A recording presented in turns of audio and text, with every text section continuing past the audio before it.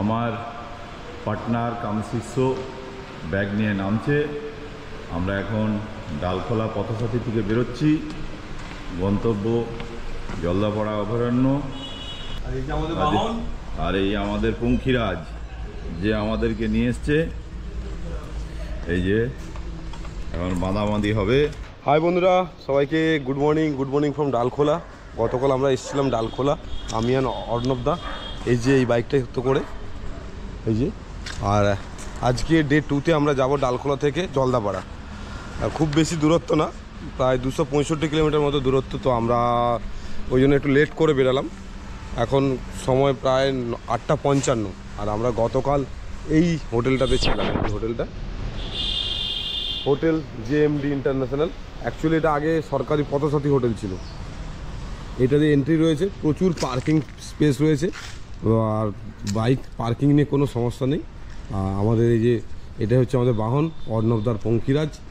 একে নিয়েই আমরা দুজনে মিলে গতকাল 450 কিলোমিটার রাইড করেছি।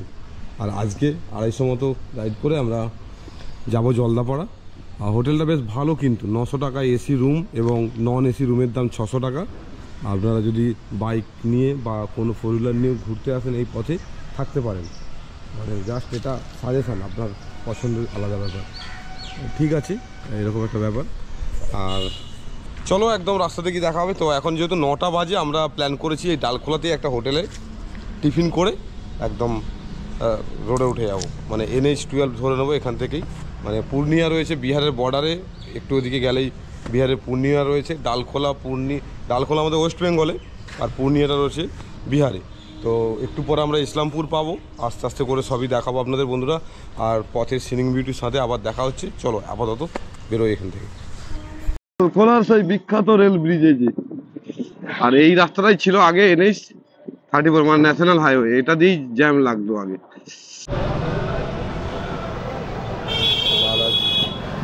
ডালখোলাতে রয়েছে এই হোটেলটা, ভালো হোটেল, খারাপ না। অর্ণবদা শুরু করে দিয়েছে।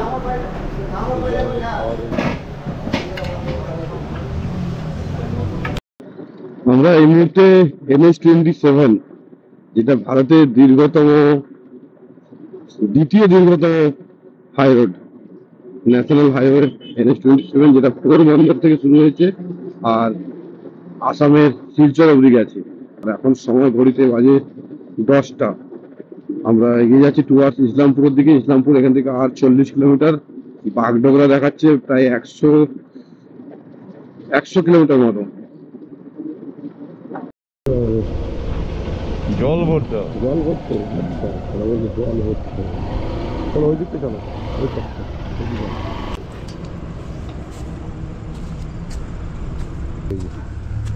গেলাম এখানে।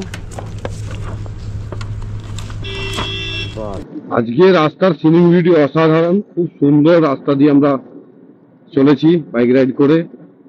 রাস্তা আগের থেকে অনেক ভালো হয়ে গেছে।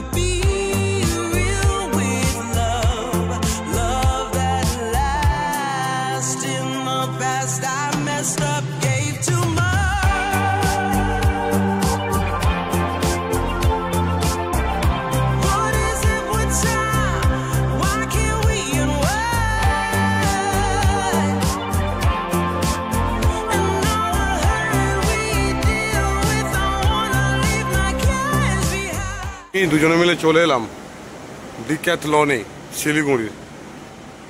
দাদা খুব খুশি। এই ডিক্যাথলনের উপর থেকে এখানে ভিউটা কিন্তু সেই একদম ভাই দারুণ লাগছে। এরা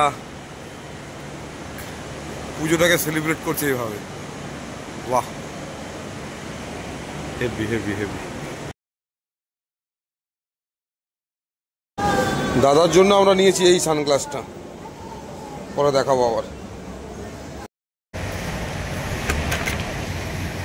এখানে রয়েছে পার্কিং এরিয়া পুরো নিচটাতে, 50 টাকা করে বাইক পার্কিং। অর্ণব দা আসছে।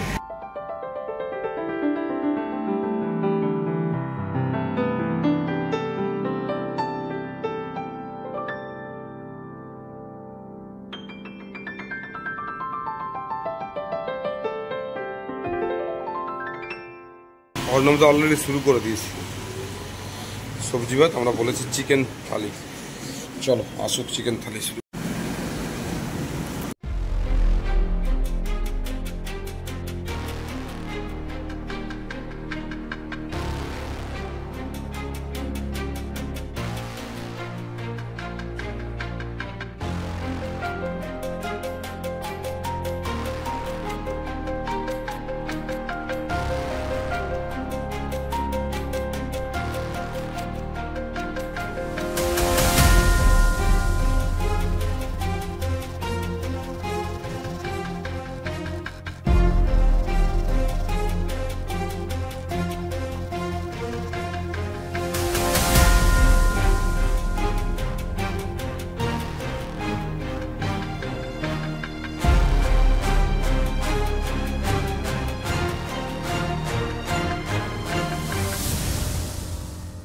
হাই বন্ধুরা, আশা করি সবাই ভালো আছেন।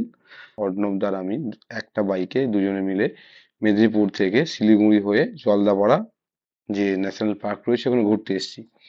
তো সেই ঘোরা নিয়ে আমাদের অ্যাজ পার প্ল্যান বা সেরকম কিছু ছিল না, মানে যখন যেরকম স্পট প্ল্যানিং হচ্ছিল আমাদের সব কিছু, সেই জন্য আগে থেকে কোনো প্ল্যানিং সেরকম বলতে পারিনি। তো আমরা এখানে বেশ ভালো মানে ঘুরে বেড়াচ্ছি, খুব ভালো এনজয় করছি, খুব সুন্দর আমাদের ট্যুর হচ্ছে আর কি। কিন্তু এই ট্যুরে কিছু কিছু স্পট এমন আছে যেগুলো আমরা ভিডিওতে দেখাতে পারিনি আমরা, তো তার জন্য সরি সবার কাছে। হাই বন্ধুরা, গতকাল তো আমরা চলে এসেছিলাম জলদাপাড়াতে। বেশ ভালো অ্যাকোমোডেশন, খাওয়া দাওয়া সবকিছু নিয়ে বেশ ভালোই আছি আমরা। মানে খুব ভালো একটা ডিফারেন্ট ট্যুর হচ্ছে আমাদের, মানে এটা অন্যরকম ট্যুর বলবো না, অভিজ্ঞতা। গুরুদেব অনেকক্ষণ বোরিং হচ্ছে, তো সেই কারণে একটু ভিডিওটা গুরুদেব বলুক এবার। গুরুদেব বোরিং হচ্ছে নাকি? গুরুদেব বসে বসে ঝিমোচ্ছে। তো আচ্ছা। তো যাই হোক, আমরা একটা সত্যি নতুন অভিজ্ঞতা নিচ্ছি। যে জঙ্গলের পাশাপাশি যারা গ্রামের মানুষ থাকে তারা কিভাবে আছে, তাদের জীবন জীবিকা কিভাবে চলছে, তারা জংলি যে আমাদের অ্যানিমেল গুলো আছে জঙ্গলের, তাদের সঙ্গে এদের সহাবস্থান করে চলতে হচ্ছে। কিছু ইনসিডেন্ট ঘটছে দুঃখজনক, সেগুলো সবই। যেমন এখানে হাতির ইনসিডেন্টের ব্যাপারেই আমরা একটা এসেছি। তো যাই হোক, সেটা শুনছিলাম। আমরা তো এসেছি কারো একজন ইনভাইটেশনে। হুম। স্যার, আমরা গাড়িতে ওইখানে বসে আছি, হুম। জঙ্গলে ইয়ে দেখছি,